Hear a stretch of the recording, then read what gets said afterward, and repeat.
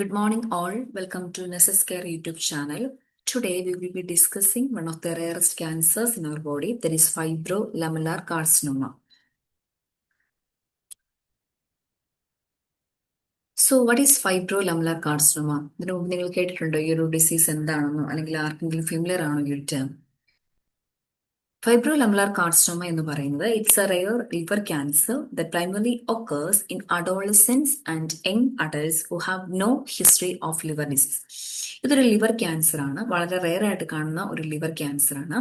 ഇതിനൊരു specific feature എന്ന് പറയുന്നത് ഇത് കോമൺ ആയിട്ട് യങ് അഡൾട്ട്സിനെയും അതുപോലെ തന്നെ അഡോളസെൻസിനെയും അഫക്റ്റ് ചെയ്യുന്നതോടൊപ്പം പ്രീവിയസ് ഹിസ്റ്ററീസ് ലിവർ ഡിസീസ് ഇല്ലാത്ത പേഷ്യൻസ് ആയിരിക്കും കൂടുതലായിട്ടും ഈ ഒരു ഡിസീസ് കാണുന്നത്. നമുക്കറിയാം ഏതൊരു ലിവർ ക്യാൻസർ ആണെങ്കിലും കുറെ കോമോർബിഡിറ്റീസ് അതിലേക്ക് എത്തിക്കാൻ ചാൻസ് ഉണ്ട്. അതായത് ഒരു ഹെപ്പറ്റൈറ്റിസ് ഇൻഫെക്ഷനിലേക്ക് വന്ന പേഷ്യൻസ്, അല്ലെങ്കിൽ ഒരു ലിവർ ഡാമേജ് വന്ന പേഷ്യൻസ്, ലിവർ സിറോസിസ് ഉള്ള പേഷ്യൻസ്, അല്ലെങ്കിൽ ആൽക്കഹോളിക് ഹിസ്റ്ററീസ് ഉള്ള പേഷ്യൻസ്, ഇവരൊക്കെ ആയിരിക്കും ഒരു റിസ്ക് ഗ്രൂപ്പ് എന്ന് പറയുന്നത്. അതേസമയം ഫൈബ്രോലമുലാർ കാർസിനോമയുള്ള പേഷ്യൻസിന് ഈ ഒരു റിസ്ക് ഫാക്ടേഴ്സ് ഒന്നും ഉണ്ടായിക്കൊള്ളണമെന്ന് നിർബന്ധമില്ല. Okay, it is also known as fibrolamellar hepatocellular carcinoma. നമുക്കറിയാം ലിവർ ഡിസീസിൽ അല്ലെങ്കിൽ ലിവർ ക്യാൻസറിൽ ഏറ്റവും കൂടുതലായിട്ട് കാണുന്ന ഒരു ക്യാൻസർ ആണ് ഹെപ്പാറ്റോസെല്ലുലാർ കാർസിനോമ എന്ന് പറയുന്നത്. പക്ഷെ അതിന്റെ ഒരു വകഭേദമാണ് ഈ ഫൈബ്രോലമുലാർ കാർസിനോമ എന്ന് പറയുന്നത്. പക്ഷേ പ്രത്യേകത എന്ന് പറയുന്നത് പ്രത്യേകിച്ച് ലിവർ ഡിസീസ് ഒന്നും ഇല്ലാത്ത പേഷ്യൻസിനായിരിക്കും ഈ ഒരു ക്യാൻസർ കോമൺ ആയിട്ടും കാണുന്നത്. ഓക്കെ,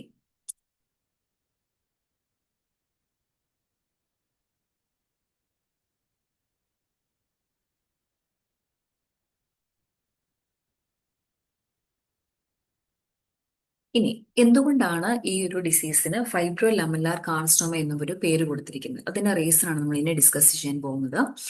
ഫൈബ്രോലമുലാർ എന്ന് പറഞ്ഞാൽ നമുക്കറിയാം ഫൈബ്രോ മീൻസ് ഫൈബറസ് ടിഷ്യൂ അല്ലെ. Lamellar means what?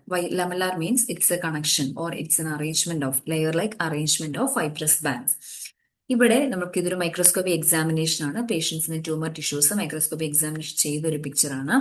ഇവിടെ നിങ്ങൾക്ക് നോക്കിയാൽ അറിയാം. സോ ഇവിടെ നിങ്ങൾക്ക് നോക്കിയാൽ അറിയാം ഈ ട്യൂമർ സെൽസിന് ഇടയ്ക്കായിട്ട് കാണുന്നത് ഇതെല്ലാം ട്യൂമർ സെൽസ് ആണ്. ഈ കാണുന്നത് ഞാൻ ഈ റെഡ് റൗണ്ട് വരച്ച് കാണിക്കുന്നതെല്ലാം ഈ ട്യൂമർ ടിഷ്യൂസ് ആണ്. ഓക്കെ, ട്യൂമർ സെൽസ് ആണ്. ഈ ട്യൂമർ സെൽസിന് ഇടയിലായിട്ട് കാണപ്പെടുന്ന ഈ ബാൻഡ്സ്, അതായത് ഒരു ലെയർ ആയിട്ട് അറേഞ്ച് ചെയ്തിരിക്കുന്ന ഈ ഒരു ബാൻഡ്സ് ഇവിടെ കാണാനായിട്ട് സാധിക്കും. ഇവിടെ എല്ലാം കാണുന്ന ഈ ഒരു ഫൈബ്രസ് ബാൻഡ്സിനെ ലെയറിലേക്ക് അറേഞ്ച്മെന്റിനെയാണ് നമ്മൾ എന്താ പറയുന്നത്, ലാമെല്ലാർ എന്ന് പറയുന്നത്. ഓക്കെ, അപ്പം പേഷ്യൻസിന്റെ ട്യൂമർ ടിഷ്യൂസ് നമ്മൾ മൈക്രോസ്കോപ്പ് എക്സാമിനേഷൻ ചെയ്യുമ്പോൾ ഈ രീതിയിലായിരിക്കും പേഷ്യന്റിന്റെ ട്യൂമർ സെൽസ് നമുക്ക് വിഷ്വലൈസ് ചെയ്യാനായിട്ട് പറ്റുന്നത്. ഈ ഒരു അറേഞ്ച്മെന്റ് ഇങ്ങനെ ആയതുകൊണ്ടാണ് നമ്മൾ ഇതിനെ എന്ത് പറയുന്നത്, ഫൈബ്രോലമുലാർ കാർസിനോമ എന്ന് പറയുന്നത്. Okay,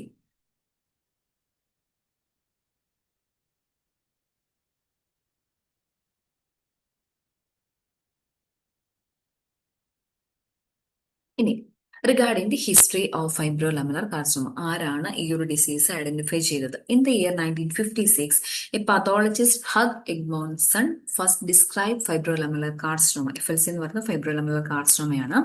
while reviewing liver lesions noting an unusual favourable survival in a 14-year-old girl.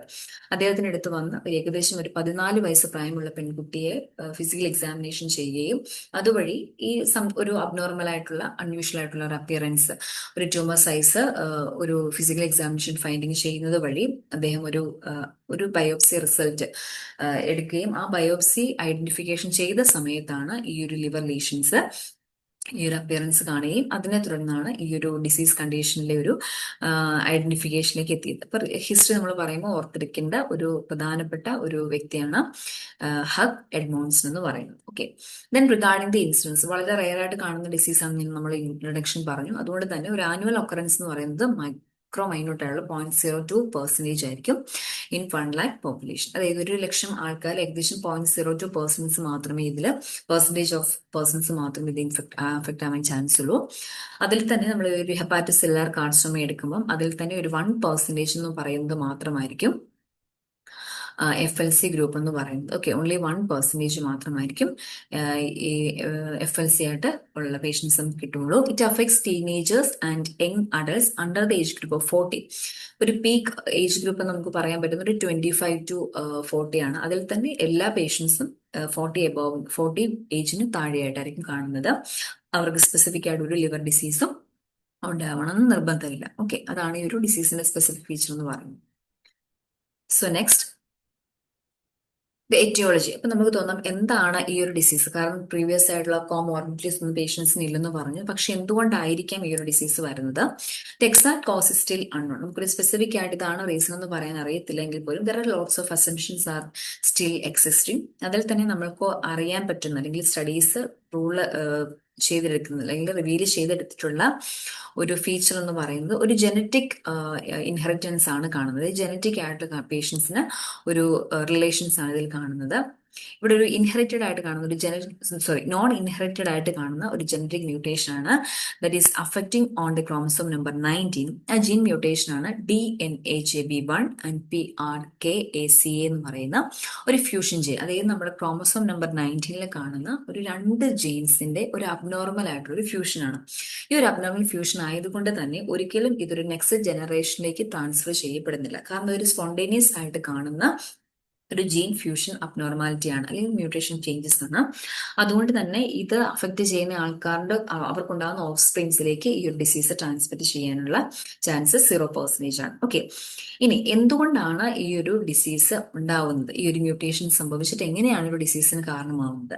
This fusion leads to an abnormal protein called kinase A activity that contributes to tumour formation. ഈ ഒരു fusion കാരണം, ഒരു abnormal fusion കാരണം ഒരു abnormal protein kinase A എന്ന് പറയുന്ന എൻസൈംസിന്റെ ആക്ടിവിറ്റീസിൽ changes സംഭവിക്കുകയും അതിനെ തുടർന്ന് കുറെ സെല്ലുലാർ മൾട്ടിപ്ലിക്കേഷൻ നടന്ന് ആ സെൽസ് ട്യൂമർ സെൽസ് ആയിട്ട് കൺവേർട്ട് ചെയ്യുവാണ് ചെയ്യുന്നത്. Okay, is it clear for U?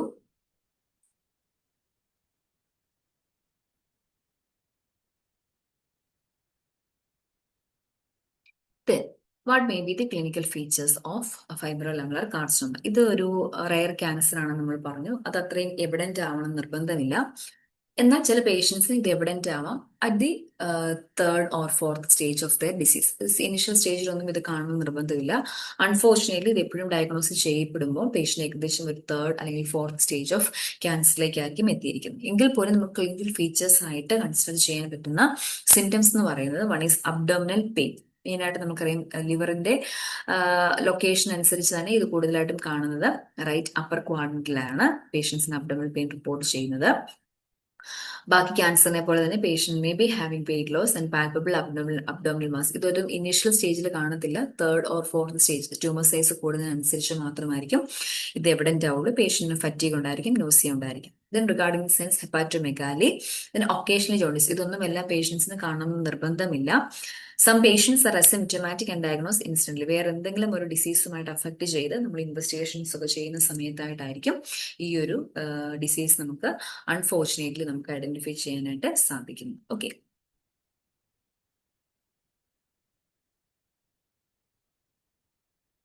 Then എങ്ങനെയാണ് ഇത് വളരെ റെയർ ആയിട്ടാണ് ഇത് കാണുന്നത് എങ്കിൽ പോലും വളരെ അൺഫോർച്ചുനേറ്റ്ലി ആണ് നമ്മൾ ഇത് ഡയഗ്നോസ് ചെയ്യുന്നെങ്കിൽ പോലും എന്തൊക്കെ ആയിരിക്കും കോമൺ ആയിട്ട് നമ്മൾക്ക് അസ്യൂം ചെയ്യാൻ പറ്റുന്ന ഡയഗ്നോസ്റ്റിക് എക്സാമിനേഷൻ എന്ന് പറയുന്നത്? First is history collection. ഇപ്പൊ പേഷ്യന്റ് നമ്മുടെ അടുത്ത് വരുന്ന സമയത്ത് വേറെ ഏതെങ്കിലും ഡിസീസ് കണ്ടീഷന് വേണ്ടിയിട്ടായിരിക്കും പേഷ്യന്റ് വരുന്നത്. ഓക്കെ, അപ്പൊ ആ സമയത്ത് നമുക്ക് ഇതൊരു ഐഡന്റിഫൈ ചെയ്തിട്ടുണ്ടെങ്കിൽ നമുക്ക് regarding the patient's history of symptoms, അതായത് അബ്ഡോമിനൽ പെയിൻ ഉണ്ടെങ്കിൽ എത്ര നാളായിട്ട് പേഷ്യന്റ് പെയിൻ പറയുന്നുണ്ട്, അതിന്റെ ലൊക്കേഷൻസ് നമുക്ക് ചോദിക്കാം, അതിന്റെ ഫ്രീക്വൻസി, അതിന്റെ പാറ്റേൺ ഓഫ് എല്ലാം നമുക്ക് ചോദിക്കാൻ സാധിക്കും.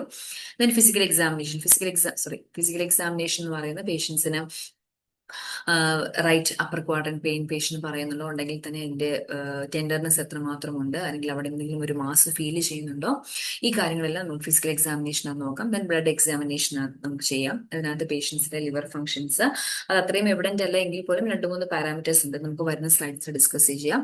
ദെൻ ഇമേജിംഗ് സ്റ്റഡീസ് അല്ല CT and MRI സ്കാൻ നമുക്ക് ചെയ്യാം. Histopathology of course biopsy report നമുക്ക് എടുക്കാം. Molecular testing to rule out the fusion gene fusion changes. Blood examination നമുക്ക് യൂഷ്വലി നമുക്കൊരു ഹെപ്പാറ്റോസെല്ലുലാർ കാർസിനോമയില് നമുക്ക് ചില സ്പെസിഫിക് ആയിട്ടുള്ള ലിവർ ഫങ്ഷൻസ് ടെസ്റ്റുകൾ നമുക്ക് ചെയ്യാം. പക്ഷെ ഇവിടെ നമുക്ക് പ്രത്യേകിച്ച് ഇപ്പം ഹെപ്പാറ്റോസെല്ലുലാർ ലിവർ കാർസിനോമയില് നമുക്ക് ആൽഫ ഫീറ്റോപ്രോട്ടീൻ വളരെയധികം എവിഡന്റ് ആയിട്ട് അല്ലെങ്കിൽ അതിന്റെ ലെവല് കൂടി കാണാറുണ്ട്. പക്ഷെ ഇവിടെ പ്രത്യേകിച്ചും അങ്ങനെ ഒരു എലിവേഷൻസ് കാണത്തില്ല. AFP എപ്പോഴും പേഷ്യൻസിന് നോർമൽ ആയിരിക്കും. എന്തുകൊണ്ടാണ് നോർമൽ ആണെന്ന് പറയുന്നതിന്റെ റീസൺ എന്ന് പറയുന്നത് പേഷ്യന്റ് പ്രത്യേകിച്ച് ഒരു ലിവർ കോമോർബിഡിറ്റീസ് ഒന്നും ഇവിടെ ഇല്ല. അതുകൊണ്ട് തന്നെ AFPയുടെ ലെവല് അക്യുമുലേറ്റ് ചെയ്യേണ്ട ആവശ്യമായിട്ട് വരുന്നില്ല. ലിവർ നോർമൽ ഫംഗ്ഷൻ തന്നെയായിരിക്കും. അതുകൊണ്ട് തന്നെ ഒരു LFT ചെയ്തതുകൊണ്ട് പേഷ്യൻസിന് ഈ ഒരു ഫൈബ്രോ ലെമിനർ കാർസിനോമ നമുക്ക് മനസ്സിലാക്കത്തില്ല. ദെൻ പോസിബിൾ മാർക്കേഴ്സ് എന്ന് ഉപയോഗിക്കാവുന്ന രണ്ട് ടെസ്റ്റുകളാണ്. One is elevated vitamin B12 binding capacity, അതുപോലെ ന്യൂറോടെൻസിൻ എലിവേഷൻ എന്ന് പറയുന്നത്. ഓക്കെ, അത് ലെസ് കോമൺ ആയിട്ട് ഉപയോഗിക്കുന്നതാണ്. ഈ വൈറ്റമിൻ B12 ബൈൻഡിങ് കപ്പാസിറ്റി നമുക്ക് നോക്കാം. കാരണം എക്സസീവ് ആയിട്ട് പേഷ്യൻസിന് വൈറ്റമിൻ B12 അതിനെ അക്യുമുലേറ്റ് ചെയ്യുന്ന പോലത്തെയുള്ള സെല്ലുലാർ സ്ട്രക്ചേഴ്സ് അല്ലെങ്കിൽ അതിന് മാർക്കേഴ്സ് നമ്മുടെ ബോഡിയിൽ ഫോമുലേറ്റ് ചെയ്യും. അതിനെ തുടർന്ന് ഈ ഒരു വൈറ്റമിൻ B12 കപ്പാസിറ്റീസ് നമുക്ക് എലിവേറ്റ് ചെയ്യുകയും ചെയ്യും. ദെൻ ഇമേജിംഗ് ഫൈൻഡിങ്സ് നമ്മൾ ഉദ്ദേശിക്കുന്നത് CT and MRI ആണ്. CTക്ക് നമുക്ക് കാണുന്നത് ലാർജ് ഹെട്രോജനസ് ലിവർ മാസ് ആണ്. ഇതൊരു നമുക്ക് ഇവിടെ നോക്കിയാൽ അറിയാം.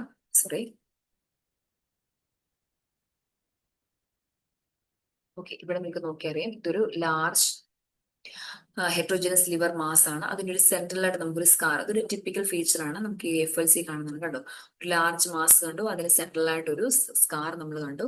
അതിനെ തുടർന്ന് ഒരു കാൽസിഫിക്കേഷൻ സംടൈംസ് കാണാം. ദെൻ ഹൈപ്പർ വാസ്കുലർ ലീഷൻസ് ആയിരിക്കും കാണുന്നത്. ഓക്കെ, ഇതാണ് ഇതിന്റെ ഒരു CT ചേഞ്ച് എന്ന് പറയുന്നത്. ഒരു MRI സ്ട്രക്ചേഴ്സ്, MRI അപ്പിയറൻസ് ആണ്. ഇവിടെ ഇതുപോലെ തന്നെ ഒരു മാസ് കാണാം, അതിന് സെൻട്രൽ ആയിട്ട് ഒരു സ്കാർ ലൈക്ക് അപ്പിയറൻസ് കാണാം. Okay, I hope it's clear.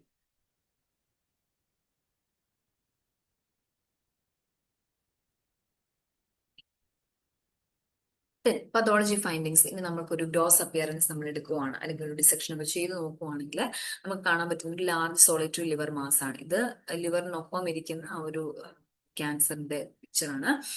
അത് എക്സസൈസ് ചെയ്തതിന് ശേഷമുള്ള അതിന് അപ്പിയറൻസ് ആണ്. നോക്കിയാൽ അറിയാം, ഈ സെൻട്രൽ സ്കാർ നമുക്ക് കാണാം. അതൊരു വെൽ സർക്കംസ്ക്രൈബ്ഡ് ആയിട്ടുള്ള ഒരു അപ്പിയറൻസ് ആയിരിക്കും.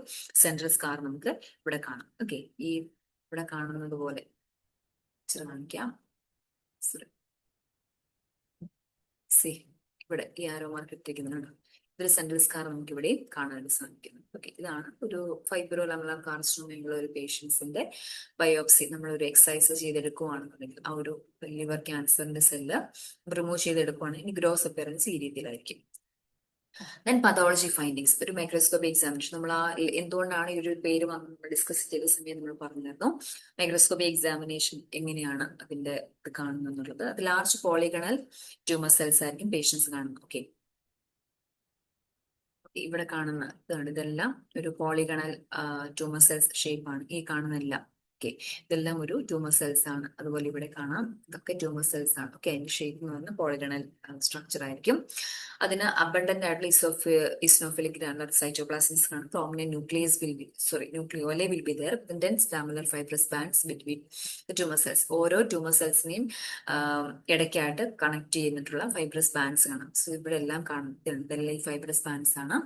ഇതാണ് ഒരു മൈക്രോസ്കോപ്പി എക്സാമിനേഷനുള്ള ഈ ക്യാൻസർ സെൽസിന്റെ പ്രത്യേകത എന്ന് പറയുന്നത്.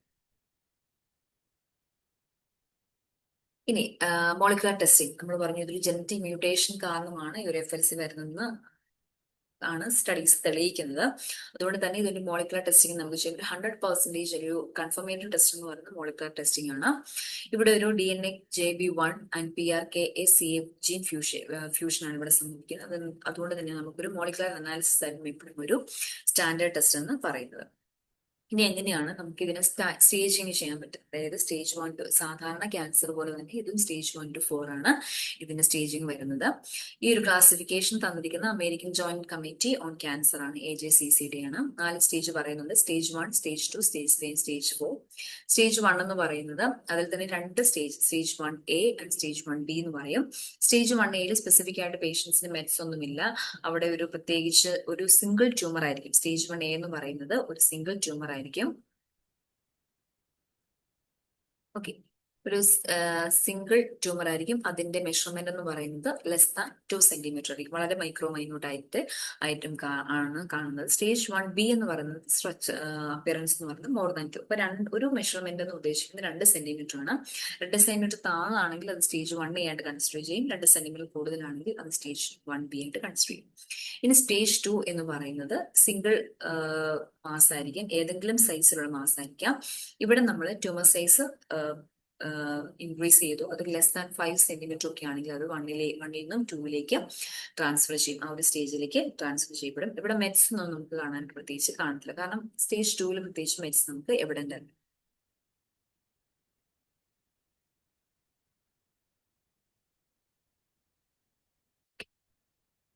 ദെൻ സ്റ്റേജ് 3 എന്ന് പറയുന്നത് ഇവിടെ സിംഗിൾ മാസ് അല്ല, കുറെ മൈന്യൂട്ട് ആയിട്ടുള്ള അല്ലെങ്കിൽ കുറച്ച് മെറ്റ്സ് കാണാത്ത രീതിയിലുള്ള എന്താ പറയുക, കുറച്ച് ഒന്നിലധികം ലിവർ സെൽസ് അല്ലെങ്കിൽ ട്യൂമർ സെൽസ് നമുക്ക് ഇവിടെ കാണാനായിട്ട് സാധിക്കും. ഇവിടെ നമുക്ക് സ്റ്റേജ് 3A ഉണ്ട്, സ്റ്റേജ് 3B ഉണ്ട്. സ്റ്റേജ് 3A എന്ന് പറയുന്നത് ട്യൂമർ സെൽസ് സൈസ് നമ്മൾ 5 സെന്റിമീറ്റർ കൂടുതലായിരിക്കും. നമ്മൾ സ്റ്റേജ് 2 കണ്ടപ്പോൾ 5 സെന്റിമീറ്റർ താഴെയായിരുന്നു. സ്റ്റേജ് 3 ആകുമ്പോൾ 5 സെന്റിമീറ്റർ കൂടുതലായിരിക്കാം. സ്റ്റേജ് 3B എന്ന് പറയുന്നത് ഏതെങ്കിലും ഒരു tumour cell, that is at least one tumour has grown into a branch of the portal vein or the hepatic vein. 2-3 tumour cells ഉണ്ടെങ്കിൽ അതിൽ ഏതെങ്കിലും ഒരു ട്യൂമർ പോർട്ടൽ വെയിനിലേക്ക് എക്സ്റ്റെൻഡ് ചെയ്തു പോവുകയാണെങ്കിൽ we can consider that stage as 3. Then stage 4 again divided into two categories, that is 4A and 4B. 4A എന്ന് പറയുന്നത് ഒന്നുകിൽ അത് സിംഗിൾ ട്യൂമർ ആവാം, അല്ലെങ്കിൽ മൾട്ടിപ്പിൾ ട്യൂമേഴ്സ് ആവാം, ഏതെങ്കിലും സൈസിലുള്ള മൾട്ടിപ്പിൾ ട്യൂമേഴ്സ് ആവാം. It will be spreading to the nearby lymph nodes. ഇവിടെ ഒരു ലിംഫ് നോഡ് ഇൻവോൾവ്മെന്റ് വന്നിട്ടുണ്ടെങ്കിൽ അതിനെ നമുക്ക് സ്റ്റേജ് 4 ആയിട്ട് കൺസിഡർ ചെയ്യാം. ഇനി അതെല്ലാം മെറ്റ്സ് ആയിട്ട് പേഷ്യന്റ് അതർ ബോഡി പാർട്സിലേക്ക് പോയിട്ടുണ്ട് എന്നുണ്ടെങ്കിൽ we can consider it as stage 4B. ഇത്രയുമാണ് നമുക്ക് ക്ലാസിഫിക്കേഷൻസ് പറയുന്നത്. ഓക്കെ, സ്റ്റേജ് 1 ഉണ്ട്, സ്റ്റേജ് 2 ഉണ്ട്, സ്റ്റേജ് 3 ഉണ്ട്, സ്റ്റേജ് 4 ഉണ്ട്. സ്റ്റേജ് 1 എന്ന് പറയുന്നത് 2 സെന്റിമീറ്റർ കുറവാണെങ്കിൽ സ്റ്റേജ് 1A, സ്റ്റേജ് 1B എന്ന് പറയുന്നത് 2 സെന്റിമീറ്റർ കൂടുതലുണ്ടെങ്കിൽ അത് മെറ്റ്സ് ആയിട്ടുണ്ടെങ്കിൽ അത് 4th സ്റ്റേജ് ആയിട്ട് കൺസിഡർ ചെയ്യും. ഇനി എങ്ങനെയാണ് നമുക്ക് ട്രീറ്റ്മെന്റ് ചെയ്യുന്നത്? ഇത് നമ്മൾ പറഞ്ഞു ഓൾറെഡി പേഷ്യൻസിന് എപ്പോഴും ഇതൊരു 3rd അല്ലെങ്കിൽ 4th സ്റ്റേജിലൊക്കെ ആയിരിക്കും ഇത് എവിഡന്റ് ആയി തുടങ്ങുള്ളൂ, അല്ലെങ്കിൽ നമുക്കൊരു ക്ലിനിക്കൽ സിനാരിയോയിലോട്ട് എത്തുമ്പോഴത്തേനും പേഷ്യന്റ് ഒരു 3 or 4th സ്റ്റേജിൽ എത്തിക്കഴിയും. അതുകൊണ്ട് തന്നെ ഒരു ആക്റ്റീവ് മാനേജ്മെന്റ് എന്ന് പറയുന്നത് എപ്പോഴും റിസെക്ഷൻ ആയിരിക്കും. എൻറ്റയർ ആ ലിവർ സെൽസിനെ റിമൂവ് ചെയ്യുക, അല്ലെങ്കിൽ ട്യൂമർ സെൽസിനെ റിമൂവ് ചെയ്യുക എന്നുള്ളതായിരിക്കും ഒരു അൾട്ടിമേറ്റ് കറക്ഷൻ എന്ന് പറയുന്നത്. So we can manage with hepatectomy, surgical resection നമുക്ക് ചെയ്യാം. ഇതിന്റെ രണ്ട് രീതിയിൽ, ഒന്ന് പേഷ്യൻസിന് വേറെ പ്രത്യേകിച്ച് കോമോർബിഡിറ്റീസ് ഒന്നും ഇല്ലാത്തത് കൊണ്ട് തന്നെ, ലിവർ ഡാമേജ് ഒന്നും ഇല്ലാത്തത് കൊണ്ട് തന്നെ റിസെക്ഷൻ ചെയ്യുമ്പോൾ അത് മാത്രമല്ല പേഷ്യന്റ് യങ് ഏജിലായിരിക്കും, എന്തായാലും 40 വയസ്സ് താഴെയായിരിക്കും, വേറെ കോമോർബിഡിറ്റീസ് ഒന്നും ഇല്ലെങ്കിൽ തന്നെ ഇതിന്റെ റിക്കവറി എന്ന് പറഞ്ഞാൽ കുറച്ചുകൂടെ ഫാസ്റ്റ് ആയിരിക്കും മറ്റ് ലിവർ ക്യാൻസറിനെ സംബന്ധിച്ചിടത്തോളം, കുറച്ചുകൂടെ ഫാസ്റ്റ് ആയിരിക്കും. സ്റ്റഡീസ് പറയുന്നത് നമുക്ക് റിസെക്ഷൻ ചെയ്യാൻ പറ്റുന്ന ഒരു 10.5 സെന്റിമീറ്റർ ഒക്കെ വരുന്ന പേഷ്യൻസിനും നമുക്ക് ഈ ഒരു റിസെക്ഷൻ പോസിബിൾ ആവും. Then of course liver transplantation, അല്ലെ ഒരു FLC എന്ന് പറയുന്നത് ഒരു എൻഡ് സ്റ്റേജിലേക്കൊക്കെ പോയിട്ടുണ്ടെങ്കിൽ, അല്ലെങ്കിൽ 4th സ്റ്റേജിലൊക്കെ പോയിട്ടുണ്ടെങ്കിൽ ലിവർ ഡാമേജ് അതിലേക്ക് എത്താം.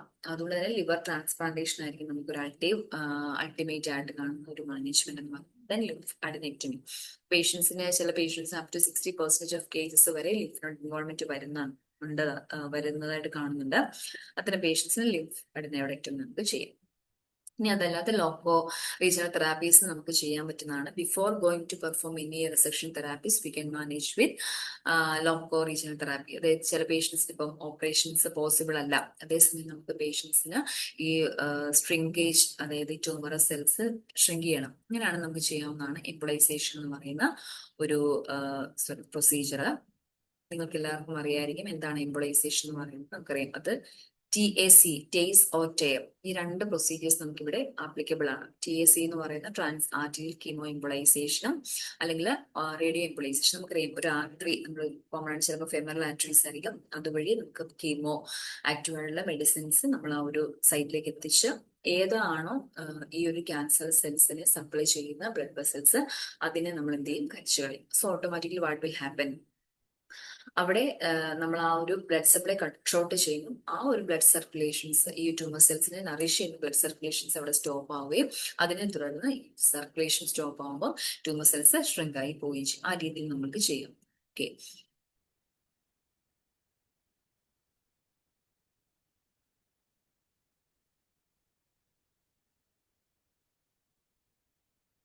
ഇനി തെർമൽ അബ്ലേഷൻസ് നമുക്ക് ചെയ്യാം. തെർമൽ അബ്ലേഷൻ എന്ന് പറയുന്ന റേഡിയോ ഫ്രീക്വൻസി അബ്ലേഷൻസ് അല്ലെങ്കിൽ മൈക്രോവേവ് അബ്ലേഷൻസും ഉപയോഗിച്ച് നമുക്ക് ഈ ലോക്കലൈസ്ഡ് ആയിട്ടുള്ള ട്യൂമേഴ്സ് ഒത്തിരി സൈസ് എൻലാർജ് ആയിട്ടില്ല അല്ലെങ്കിൽ ഒരു ലോക്കലൈസ്ഡ് മാത്രമാണെന്നുണ്ടെങ്കിൽ നമുക്ക് തീർച്ചയായിട്ടും ഈ ഒരു തെർമൽ അബ്ലേഷൻ വഴി ഈ ഒരു നമുക്ക് ഒരു അൾട്രാസോണോഗ്രാഫിക് ഗൈഡൻസിൽ നമുക്ക് ചെയ്യാവുന്നതാണ്. ഏതാണ് ട്യൂമർ അവിടെ ലൊക്കേറ്റ് ചെയ്തതിനു ശേഷം അത് കരിച്ചു കളയാനായിട്ട് സാധിക്കും. അല്ലെങ്കിൽ അൾട്രാ സൗണ്ട് അല്ലെങ്കിൽ അൾട്രാ സൗണ്ട് വേവ്സ് ഉപയോഗിച്ച് നമുക്കത് അബ്ലേഷൻ ചെയ്ത് റിമൂവ് ചെയ്യാവുന്നതാണ്. ഓക്കെ, ഇനി അതെല്ലാം നമുക്ക് സിസ്റ്റമാറ്റിക് അല്ലെങ്കിൽ സിസ്റ്റമിക് അല്ലെങ്കിൽ എമർജൻസി തെറാപ്പീസ് നമുക്ക് ചെയ്യാം.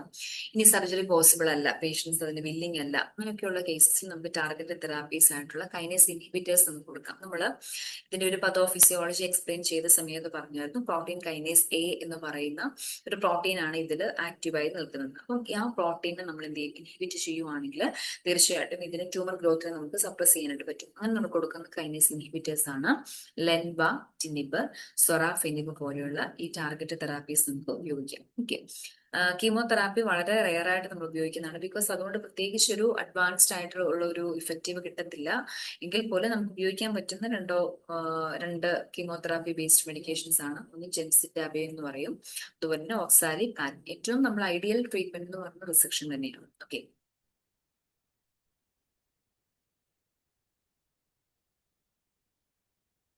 ഇനി നമ്മുടെ ഏരിയ എന്തൊക്കെയാണ് നഴ്സിംഗ് കെയർ ആസ്പെക്ട്. നമുക്ക് ഒരിക്കലും പേഷ്യൻസിനെ ഒരു ഇനീഷ്യൽ സ്റ്റേജിൽ കയ്യിൽ കെയറിനായിട്ട് നമുക്ക് കിട്ടത്തില്ല. എങ്കിൽ പോലും നമുക്ക് പേഷ്യൻസിന് പ്രീ ആൻഡ് പോസ്റ്റ് ഓപ്പറേറ്റീവ് ഫേസിൽ നമുക്ക് നഴ്സിംഗ് കെയർ ആസ്പെക്ട് നമുക്ക് കൊടുക്കാനായിട്ട് സാധിക്കും. പ്രീ ഓപ്പറേറ്റീവ് ആയിട്ട് നമുക്ക് എന്തൊക്കെ മാനേജ് സിംറ്റമാറ്റിക് മാനേജ്മെന്റ് പേഷ്യൻസിന് കൊടുക്കാം അല്ലെ. പേഷ്യൻസിന് എന്തൊക്കെയാണ് അവരുടെ കംപ്ലൈൻസ് നമുക്ക് അസസ് ചെയ്യാം. Like patients will be having upper abdominal pain, will be there nausea, weight loss, മാനേഴ്സ് നമുക്ക് അത് അസസ് ചെയ്യാം. അതുപോലെ പേഷ്യന്റ് എഡ്യൂക്കേഷൻസ് കൊടുക്കുക. കാരണം എപ്പോഴും നമ്മൾ ചിന്തിച്ചോണം, പേഷ്യന്റ് എന്ന് പറയുന്നത് ഒരു 20 or 30 up to 40 years ഏജിലുള്ള patients ആണ് നമ്മുടെ മുന്നിൽ എത്തുന്നത്. ഏകദേശം അവരുടെ ഒരു ലൈഫ് സ്റ്റാർട്ട് ചെയ്യുന്ന സമയമായിരിക്കാം, അല്ലെങ്കിൽ കരിയർ സ്റ്റാർട്ട് ചെയ്യുന്ന സമയമായിരിക്കാം, അല്ലെങ്കിൽ അവരുടെ പാരന്റ്ഹുഡ് സ്റ്റാർട്ട് ചെയ്യുന്ന സമയമൊക്കെ ആയിരിക്കും. അതുകൊണ്ട് തീർച്ചയായും പേഷ്യന്റ് വളരെയധികം ഒരു സ്ട്രെസ്സിലേക്ക് പോകുന്ന സമയമാണ്. So we can manage with proper enough education as well as psycho social support will B.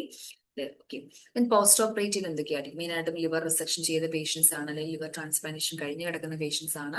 So we have to monitor their haemodynamic parameters അല്ലെ. വളരെ റിസ്കി ഒരു കാറ്റഗറിയാണ്. അതായത് ഹെമറേജിനുള്ള ചാൻസസ് ഉണ്ട്, ഇൻഫെക്ഷനുള്ള ചാൻസസ് ഉണ്ട്. So we have to properly monitor the patients haemodynamic parameters. Then pain management we have to give with patient control analgesic can be given then along with fluid and temperate balance. Then prognosis, ഇത് ഒരു better prognosis ആണെന്ന് നമുക്ക് പറയാം. എങ്കിൽ പോലും ഇതിന് recurrence വരാനുള്ള chances കൂടുതലാണ്. അതായത് ഒരു അഗ്രസീവ് ഫോം ഓഫ് ക്യാൻസർ ആണ്. പ്രോഗ്നോസിസ് വളരെ ബെറ്റർ ആണ്. കാരണം പേഷ്യൻസിന് ഒന്നാമത് ഏജ് ഗ്രൂപ്പ് എന്ന് പറഞ്ഞാൽ വളരെ ലിമിറ്റഡ് ആണ്. അതായത് ഒരു 40 എബോവ് ആയിട്ടുള്ള പേഷ്യൻസിന് യൂഷ്വലി കിട്ടാറില്ല. ഇപ്പോഴും 40 ബിലോ ആയിട്ടുള്ള പേഷ്യൻസ് ആയിരിക്കും. അതുകൊണ്ട് തന്നെ അവർക്ക് റിസെക്ഷൻ ചെയ്ത് കഴിഞ്ഞാൽ റിക്കവറി ഫാസ്റ്റ് ആയിരിക്കും. പക്ഷേ there is a chance to recurrence of this. ഇനി നമുക്ക് മെറ്റ്സ് വരും നമ്മൾ പറഞ്ഞു 4th സ്റ്റേജിൽ. അത് കൂടുതലായിട്ടും കാണുന്നത് ലിംഫ് നോഡ്സിലേക്കും ലങ്സിലേക്കും പെരിറ്റോണിയത്തിലേക്കും ഒക്കെ ആയിരിക്കും. ഇതാണ് ഡിസീസിനെ പറ്റി ഒരു ഓവറോൾ ഐഡിയ എന്ന് പറയുന്നത്. ഓക്കെ, ഇനി ഇതിനെ തുടർന്ന് നമുക്ക് 2-3 ക്വസ്റ്റ്യൻസോട് ഡിസ്കസ് ചെയ്തിട്ട് ഈ ഒരു ടോപ്പിക് നമുക്ക് വൈൻഡപ്പ് ചെയ്യാം.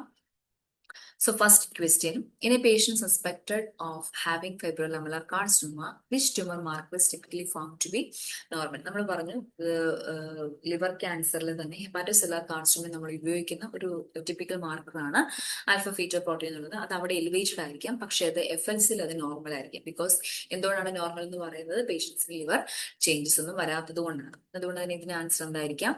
ആൻസർ ബി അല്ലെ. ഓപ്ഷൻസ് എന്ന് പറഞ്ഞാൽ cancer antigen 125, alpha feto protein, carcino, embryonic antigen and beta HCG.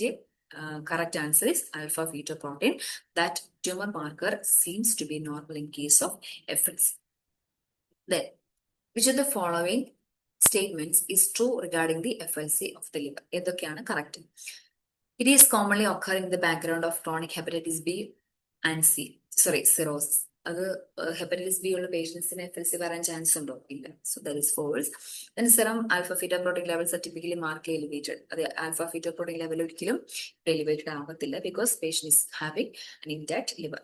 It has a significantly worse prognosis than classic hepatocellular carcinoma. Worse prognosis അല്ല, യൂഷ്വലി അതൊരു ഗുഡ് പ്രോഗ്നോസിന് തരും.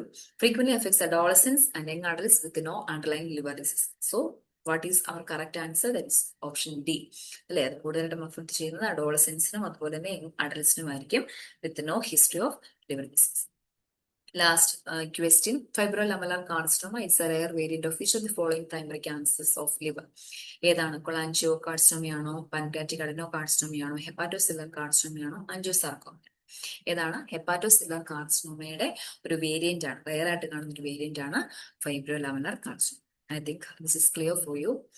സോ ഇന്ന് നമ്മൾ ഡിസ്കസ് ചെയ്ത ഫൈബ്രോലാമെല്ലാർ കാർസിനോമയാണ്. അത് ഏറ്റവും റെയർ ആയിട്ട് കാണുന്ന ലിവർ ക്യാൻസർ ആണ്. I hope you got an idea regarding this condition. Okay, so thank you.